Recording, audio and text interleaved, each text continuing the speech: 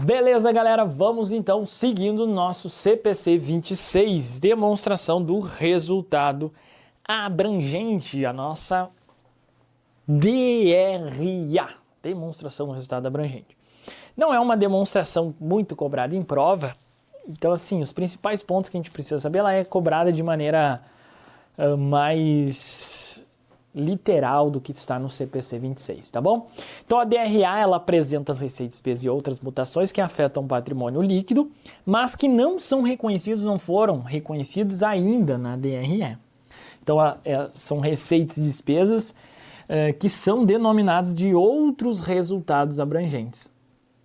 Olha que interessante, né? Receitas e despesas que são denominadas como outros resultados abrangentes. Então, basicamente, a DRA é igual à demonstração do resultado do exercício, ou seja, o resultado do exercício, mais outros resultados abrangentes, tá? Fechou, é isso, cara, basicamente, é o resultado do exercício,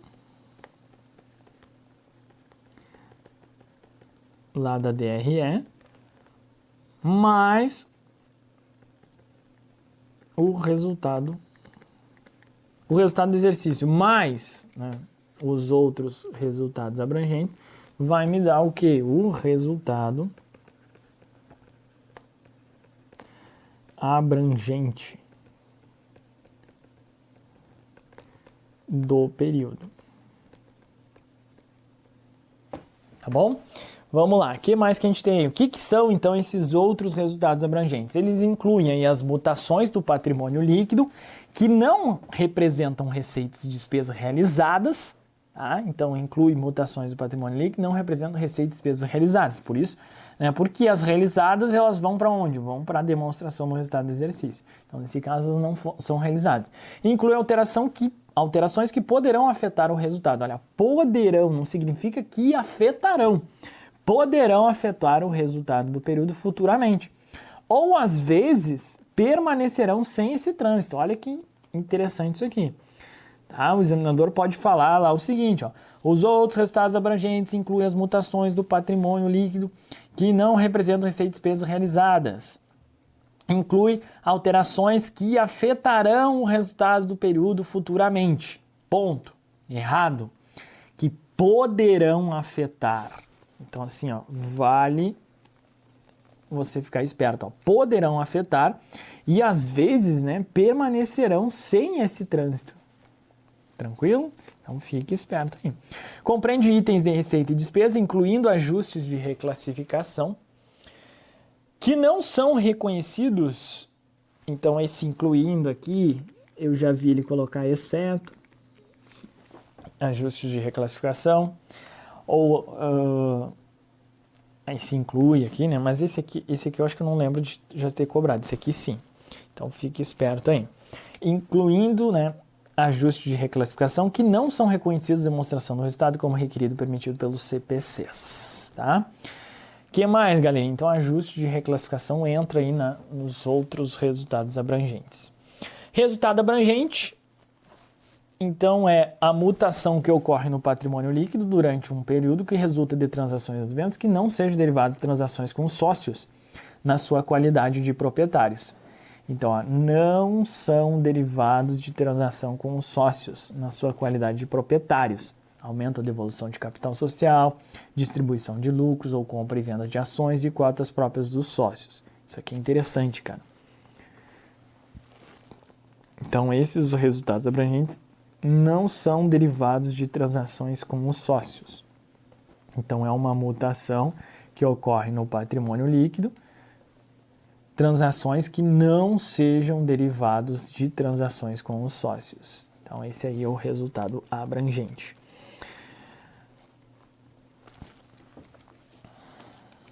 Só botar aqui azulzinho. E aí, o que inclui? Pessoal, esse aqui é um ponto, ó, ponto mais cobrado em prova quando o assunto é DRA. Tá? Esse aqui é o ponto mais cobrado, que são exemplos de outros resultados abrangentes. Exemplos. Então, exemplos é o ponto mais cobrado em prova de outros resultados abrangentes aí. Tá? Vamos lá. Quais são os exemplos? Variações na reserva de reavaliação, quando permitidas legalmente. No Brasil, por força da Lei 6404, não é permitido. Então, na prática, isso aqui não entra como outro resultado abrangente, mas na teoria pode ser cobrado. Variações na reserva de reavaliação, ganhos e perdas atuariais em planos de pensão com benefício definido, tá? Ganhos e perdas derivados de conversão de demonstrações contábeis de operação no exterior, tá? Aqui surgem os famosos ajustes acumulados de conversão, tá? Ajustes acumulados de conversão. Então, basicamente, você tem o mundo aqui, tá? E aí você tem Brasil, e aí você tem lá, sei lá, Europa, tá bom? E aí aqui tem uma empresa controlada. Controlada por quem? Pela uma empresa aqui no Brasil. Controladora. E aí nós precisamos, sempre quando tiver controle assim, nós precisamos fazer as demonstrações contábeis consolidadas. E aí, galera, essa parada aqui está em euro e essa parada aqui está em reais, tá? Então, o que acontece, cara? Há uma variação aí, né? Ganhos e perdas derivados de conversão das demonstrações contábeis. Tranquilo? Então, basicamente, é isso aí. O que acontece? Putz, o euro está valendo, então variações cambiais. E aí eu posso ter um ganho, que vai ser um ajuste credor, ou uma perda, que vai ser um ajuste devedor. Por que credor, por que devedor?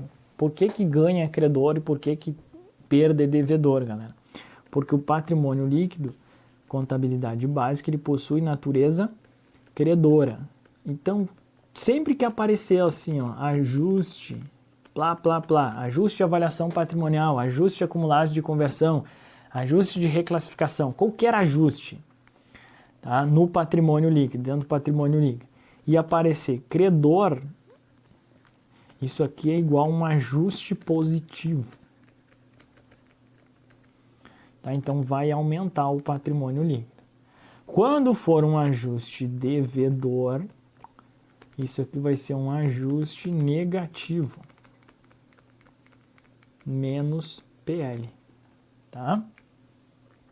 Então, esses aqui são os famosos ajustes acumulados de conversão. O examinador precisa falar se isso aqui é um ajuste credor ou um ajuste devedor. Se é um ajuste, às vezes ele põe positivo, se é um ajuste negativo, tá? Então, é dessas variações aqui de moedas, essas, né, conversões das demonstrações. Porque eu preciso converter essas informações para me elaborar a demonstração consolidada. Tranquilo? E aí isso aqui se aplica lá ao CPC 02, que fala sobre isso.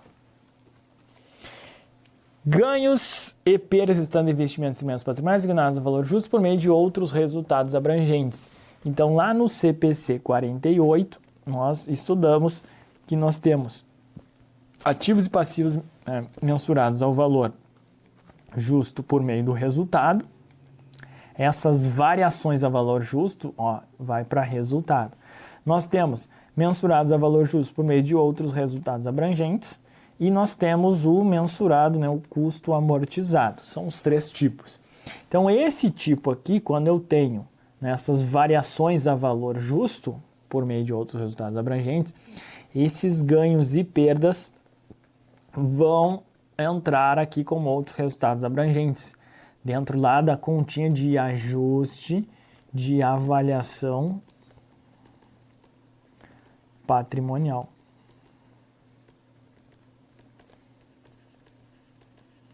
Esse ajuste também, se for um ganho, vai ser credor. Se for uma perda, ele vai ser devedor. Menos PL, mais PL. Aqui que surge, então, o ajuste de avaliação patrimonial. Vejo que revisão de contabilidade básica. Ajustes dentro do PL são contas híbridas. O que são contas híbridas? Cara, ela pode ser tanto credora como devedora. Tá? É diferente da conta, né, de capital social, que ela só pode ser credora. É diferente de uma conta de caixa, né, que é uma conta estável devedora. São contas estáveis. Né? As contas de ajuste são instáveis ou contas híbridas. Caixa é de natureza devedora aqui. Tá bom? Então, isso aqui também é outro exemplo. Os principais exemplos são esses, cara, os que mais caem em prova. Esse aqui, tá? O C e o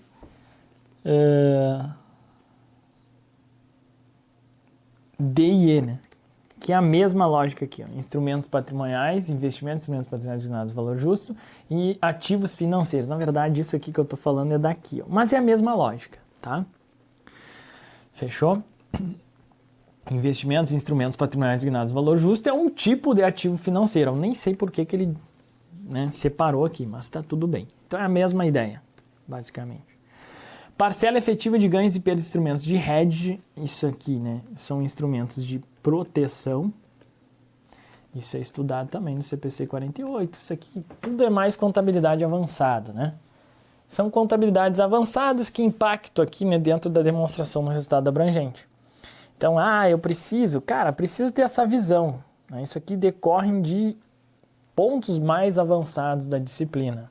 Tá? Aqui a gente precisa só saber esses exemplos. O cara não vai entrar mais além do que isso. Tá? Então, parcela efetiva de ganhos e perdas de instrumentos de hedge em operação de hedge fluxo de caixa e ganhos e perdas de instrumentos de hedge que protege investimentos. Em instrumentos patrimoniais acionados a valor justo. Então, nós temos basicamente hedge de fluxo de caixa e hedge, né, para instrumentos mensurados a valor justo por meio de outros resultados abrangentes. São instrumentos de proteção. De maneira geral, tipo assim, eu tenho uma dívida em dólar, por exemplo, tem lá, uma dívida em dólar, tá? E aí o que acontece? Se o dólar, se o real desvaloriza frente ao dólar, ou o dólar valoriza frente ao real, o que acontece, cara? Então, se acontece aqui uma desvalorização do real frente ao dólar, o que vai rolar, galera? Vai aumentar a minha dívida. Tá? Aí o que os caras fazem quando tem uma dívida em dólar? Eles fazem um instrumento de hedge. Aí, geralmente, o que acontece? Você pega um instrumento que, se o dólar aumentar, isso vai ser positivo para a empresa. É bom para a empresa. Entendeu? Então, o dólar aumentou aqui, a dívida aumentou, só que você tem um instrumento, por exemplo, pode ser lá um fundo cambial atrelado ao dólar. Tipo, você tem um investimento, um fundo cambial de dólar lá, um percentual disso aqui, que daí vai proteger, vai mitigar aquele risco. Tá? Isso aqui a gente estuda lá em CPC 48. Tá? E lá no CPC 48 estuda que a parcela efetiva de ganhos e perdas de instrumentos de hedge, elas são contabilizadas no patrimônio líquido, tá? Em outros resultados abrangentes. Então, parcela efetiva, anota aí, ó, efetiva de ganhos e perdas de instrumentos de hedge. Tá? Esse E aqui é importante e esse aqui também.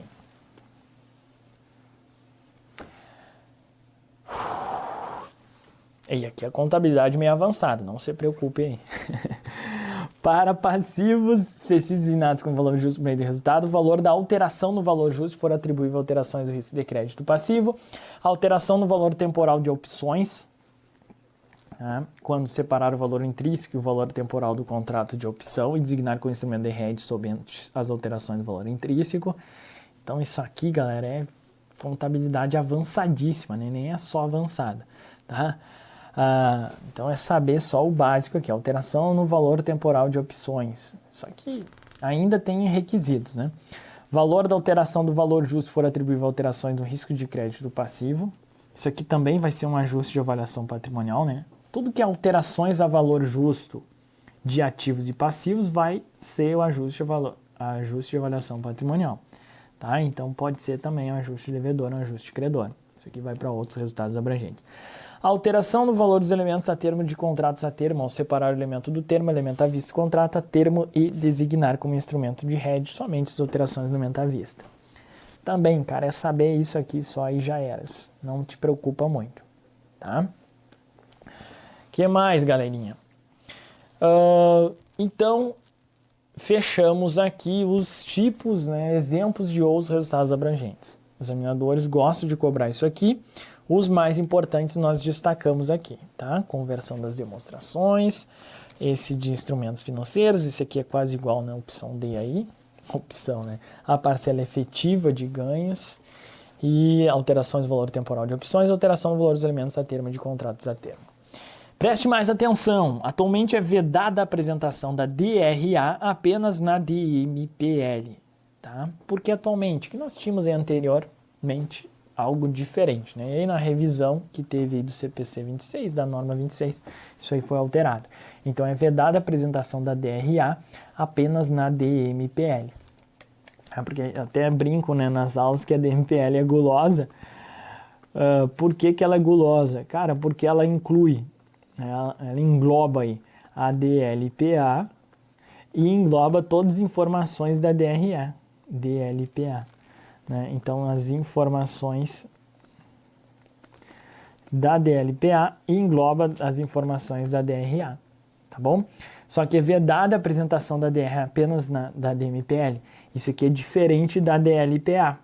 A DLPA, a Lei 6404, ela fala, olha, se fizer a DMPL, não precisa a DLPA. Tá bom? Agora, significa que por as informações de DRA estar contidas na DMPL, eu preciso, né? Eu não preciso elaborar, dispensa DRA? Não, não existe nada. Pelo contrário, tá? É vedada a apresentação da DRA apenas na DMPL. Tranquilo? Fechou. E aqui um exemplo que eu tirei do próprio CPC 26, então não se preocupa com números, não se preocupa em elaborar essa demonstração. Cara, é saber os exemplos aí, mais ou menos, aquilo que eu falei. Então veja que a gente parte, né, do resultado líquido. Foi o que eu falei, ó, você pega o resultado líquido, soma, né, os outros resultados abrangentes. Ó, o que é o resultado abrangente? É o resultado líquido mais outros resultados abrangentes, que é o 2 aqui. Ó, resultado líquido, 1. 2 outros resultados abrangentes. Resultado abrangente, 1 mais 2. Então é isso. Tá? Ele divide aqui em controlador e não controlador. Ajustes de instrumentos financeiros. Aquela questão da equivalência patrimonial, ajuste de conversão, tributos sobre ajuste de conversão. Aí você vai chegar nos outros resultados abrangentes antes da reclassificação. Né? Os ajustes da reclassificação para resultado e é igual a outros resultados abrangentes. Tá. O que é isso? Ah, professor, instrumentos financeiros reclassificados para o resultado. Cara, contabilidade avançada também. Tá? Lembra lá, ó, que a gente falou o seguinte, ó, inclui alterações que poderão afetar o resultado do período. Então, tem algumas coisas que estão aqui em outros resultados abrangentes, estão lá, beleza, bonitinho, contabilizado aqui, só que daí eles vão para o resultado, quando atingem algum critério contábil. Por exemplo, instrumentos financeiros, CPC 48. Você está lá, beleza, instrumentos financeiros, valor justo por meio de outros resultados abrangentes. Então, está lá no PL, bonitinho, bonitinho. Aí você baixou isso aqui, deu baixa, vendeu lá, resgatou, sei lá. Vamos colocar os termos mais grossos aqui. Vendeu. Então, vendeu o instrumento financeiro lá no mercado, por exemplo. E aí, nesse momento, digamos que você vendeu, você comprou por 10, cara, e o valor justo dele tá 12. Então, basicamente, você, tipo, é um instrumento financeiro, 10, só que é avaliado o valor justo por meio de outros resultados abrangentes. Então, e aqui está o valor justo. Tranquilaço? Então, você tem 2 aqui, ó. Cara, aí o que acontece? Vai estar 2 lá, isso aqui é positivo, então eu vou ter lá na continha ajuste de avaliação patrimonial 2. E aí, quando você vende, você baixa esse instrumento financeiro, esse valorzinho aqui, cara, vai para o resultado, tá? Beleza? Então, basicamente é isso, tá bom? Então, como isso aqui é positivo, isso é um ajuste de avaliação patrimonial credor, não é mesmo? Tá lá no PL. Aí você baixou, o que você vai fazer? Caramba, eu preciso da baixa disso aí. Então você debita ajuste de avaliação patrimonial e credita a receita. Então isso aqui vai lá para o resultado. Vai para o resultado. E esse ajuste aí você tem lá, né, no razonete, tá lá bonitinho. Devedor, credor, 2. E agora você põe aqui 2. Encerra o valorzinho da conta. Tá? E aí isso aqui vai para o resultado. E aí, nesse caso, esse 2 entraria aqui, ó. Tá? 2. Ajuste de instrumentos financeiros classificados para o resultado. Basicamente essa parada aí. Mas isso, cara, é mais só para ter uma noção geral. Não vai ser cobrado nesse nível aí. Tranquilo? Quando precisa, a gente estuda lá no detalhe 48, mais na paz lá. Tá? Outros resultados abrangentes. Fechamos aqui. De novo, né, controlado, não controlado, você vai chegar no resultado abrangente total, controlado, não controlado, e aí fechou. Beleza, essa é mais ou menos uma demonstração do resultado do exercício, lembrando que isso não vai ser cobrado assim, vai ser algo... Geralmente eles cobram o que é outros resultados abrangentes e esses pontos aqui, né, essa definição, de maneira geral é isso. Vamos ver se tem mais alguma coisa aqui. Vamos ver aí algumas questõezinhas que a gente colocou. Com relação às demonstrações contábeis de companhias abertas, julgue o item a seguir. A DRA do exercício, que é obrigatório por determinação do Comitê de Pronunciamentos Contábeis. E aí? É obrigatória? Sim, ela está prevista lá no conjunto completo. Não deve contemplar ajuste de avaliação patrimonial em sua composição. Deve sim, né? Inclui esses ajustes, tá? São exemplos de outros resultados abrangentes. Então tá aqui, ó, tá errado. Deve contemplar ajuste de avaliação patrimonial de composição. Inclusive, ela já está contemplado o patrimônio líquido das companhias, porra nenhuma. Então, errado. Então veja, as questões não são difíceis, cara. São mais ou menos essa ideia aqui. Então, tendo uma concepção do que nós vimos em vídeo aqui, tá de boa, né? Mais a leitura lá do PDF. E aí a gente cai em DMPL, mas isso é assunto para um próximo bloco, porque ficou pesado, né? DRA é chatinha. Por que ela é chata? Porque envolve muita contabilidade avançada. Então, assim, num primeiro momento aqui, caramba. Mas nesse momento é ter essa visão geral, cara. Resultado, demonstração do resultado do exercício, mais outros resultados abrangentes é igual ao resultado abrangente. E aí, exemplos de outros resultados abrangentes. Só que esses exemplos de outros resultados abrangentes que vêm aí num contexto de contabilidade avançada, tá? Mas cai assim, velho. Entendeu? É isso aí. Não cai coisas muito difíceis, não. Então, não se estresse. Eu sei que é muita nomenclatura nova, nomenclatura tecnicamente de contabilidade avançada que você tá lendo ali, beleza? E aí cai nessas paradas aí. Então, a gente tentou trazer um pouco, por isso ficou um papo meio mais maçante aqui, de contabilidade avançada, né? Pra gente chegar lá e ver na hora da prova que não é tão difícil assim. Beleza? Fechamos então DRA. Na sequência a gente estuda a demonstração das mutações do patrimônio líquido. Valeu!